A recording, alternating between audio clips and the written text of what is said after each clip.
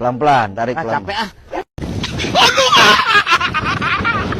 A few moments later.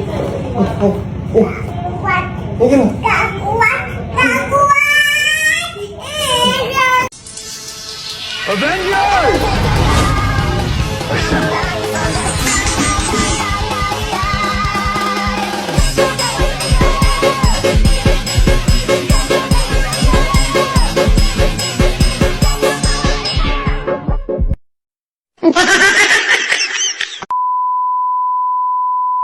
Halo everyone, nama saya Raihan Hairul Anam dari Prodi Manajemen 26A. NPM saya 264111015. Kali ini saya akan membuat pidato yaitu tugas matkul PAI dengan tema kemerdekaan di era digital, menjadi muslim yang merdeka dan bertanggung jawab di media sosial.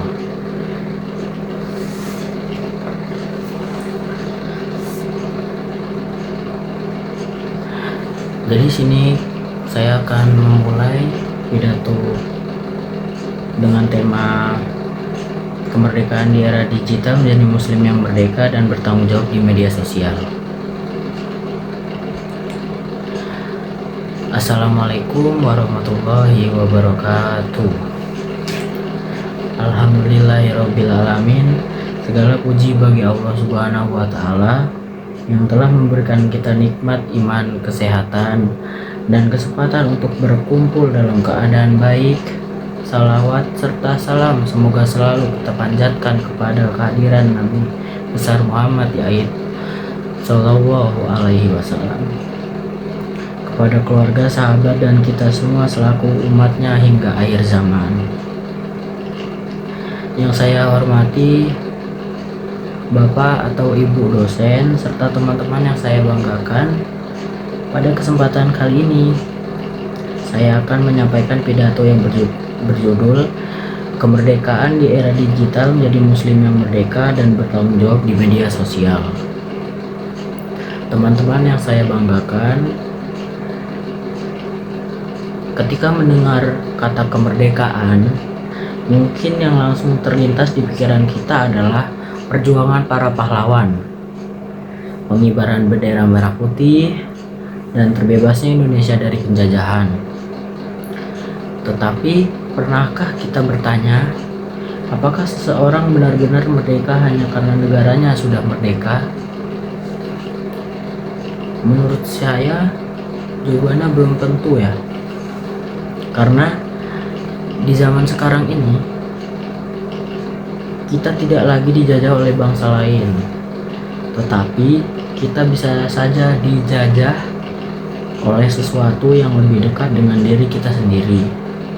Kita bisa dijajah oleh rasa malas, kecanduan media sosial, keinginan untuk mendapatkan pengakuan, bahkan oleh hawa nafsu untuk selalu mengikuti apa yang sedang viral. Kita hidup di era digital. Hampir setiap hari kita menggunakan Instagram, TikTok, WhatsApp, YouTube, dan berbagai platform lainnya. Pertanyaannya adalah, apakah kita yang mengendalikan media sosial atau justru media sosial yang mengendalikan kita? Teman-teman, Islam mengajarkan bahwa kebebasan bukan berarti kita bebas melakukan apa saja. Dalam Islam, kebebasan selalu disertai dengan tanggung jawab. Allah Subhanahu wa taala berfirman dalam Al-Qur'an surat Al-Hujurat ayat 6, yaitu, wahai orang-orang yang beriman, jika seorang yang fasik datang kepadamu membawa suatu berita, maka telitilah kebenarannya. Ayat ini sangat relevan dengan kehidupan kita sebagai generasi muda di era digital. Kenapa sih kok ayat ini bisa relevan gitu? Karena setiap hari kita menerima begitu banyak informasi,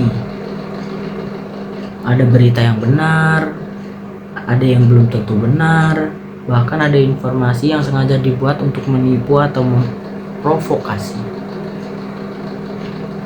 Kadang-kadang kita melihat sebuah berita di media sosial, kemudian langsung membagikannya ke grup WhatsApp atau mengunggahnya kembali tanpa mengecek kebenarannya. Padahal sebagai seorang muslim, kita memiliki tanggung jawab terhadap apa yang kita sebarkan. Jangan sampai jari kita lebih cepat daripada pikiran kita. Jangan sampai hanya karena ingin menjadi orang pertama yang membagikan berita, kita justru menyebarkan kebohongan dan merugikan orang lain. Inilah salah satu bentuk kemerdekaan yang sebenarnya. Merdeka bukan berarti bebas berkata apa saja, tetapi merdeka berarti mampu mengendalikan apa yang kita katakan. Merdeka bukan berarti bebas mengikuti semua tren, tetapi mampu memilih mana yang baik dan mana yang harus kita tinggalkan. Dan merdeka bukan berarti bebas menggunakan media sosial selama berjam-jam ya kawan-kawan, tetapi mampu mengatakan kepada diri kita sendiri, cukup, saya harus berhenti. Teman-teman yang saya banggakan, sebagai mahasiswa dan generasi muda, kita memiliki peran yang sangat besar dalam mengisi kemerdekaan Indonesia. Perjuangan generasi terdahulu adalah merebut kemerdekaan dari penjajahan. Sedangkan perjuangan kita hari ini di sini mempertahankan dan mengisi kemerdekaan dengan ilmu, prestasi, akhlak, dan tanggung jawab. Bayangkan jika para pahlawan dahulu berjuang dengan senjata dan pengorbanan mereka, sedangkan kita sebagai generasi muda justru menghabiskan waktu hanya untuk scrolling media sosial tanpa tujuan. Tentu itu bukan cara terbaik untuk menghargai kemerdekaan. Contoh sederhananya ada di kehidupan kita sebagai mahasiswa. Ketika ada tugas kuliah, kita mengatakan, sebentar lagi saya kerjakan gitu, menunda-nunda. Itu tidak bagus juga ya teman-teman. Kemudian kita membuka TikTok atau Instagram, awalnya hanya ingin melihat satu video, ternyata satu video menjadi 10 video, 10 video menjadi 1 jam. Akhirnya tugas belum selesai dan waktu terbuang sia-sia. Disinilah kita harus bertanya kepada diri sendiri, siapa yang sebenarnya merdeka? Kita atau algoritma media sosial yang berhasil mengatur waktu kita? Sebagai seorang muslim, kita harus memiliki kemampuan untuk mengendalikan diri. Kita boleh menggunakan media sosial, tetapi jangan media sosial menggunakan kita. Kita boleh mengikuti tren, tetapi jangan sampai kehilangan prinsip. Kita boleh berpendapat, tetapi jangan sampai menyakiti dan menghina orang lain. Kita boleh bebas berbicara, tetapi ingat bahwa setiap perkataan akan dipertanggungjawabkan. Karena itu, mari kita jadikan media sosial sebagai sarana untuk menyebarkan kebaikan.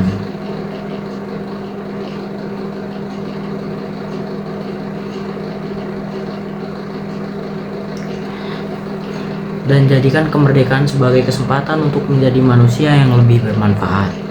Karena pada akhirnya kemerdekaan bukan sekedar bebas melakukan apa yang kita inginkan, tetapi mampu memilih apa yang benar dan bertanggung jawab atas pilihan tersebut. Mari kita menjadi generasi yang tidak hanya bangga mengatakan saya anak Indonesia, tapi juga mampu membuktikan bahwa kita adalah generasi berilmu, berakhlak, dan bertanggung jawab.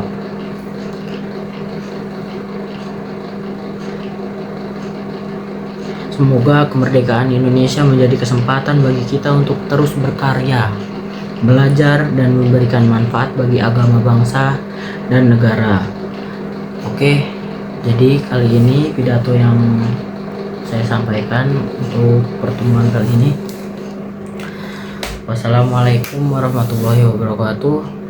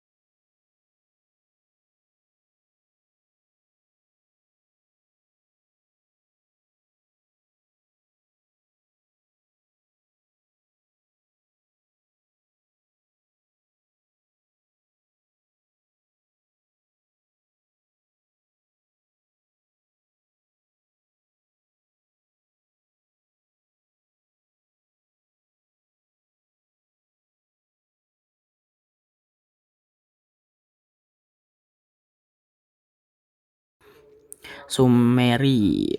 Pendapatan nasional adalah indikator penting kondisi ekonomi. Terdapat 3 metode perhitungan. Yang pertama ada production, yang kedua ada income, dan yang ketiga ada expenditure. Ketiganya memberikan hasil yang sama apabila data lengkap dan benar. Data pendapatan nasional membantu pemerintah dalam merancang kebijakan ekonomi. Oke, jadi itu saja presentasi saya kali ini. Terima kasih buat teman-teman yang sudah meluangkan waktunya untuk menonton video saya.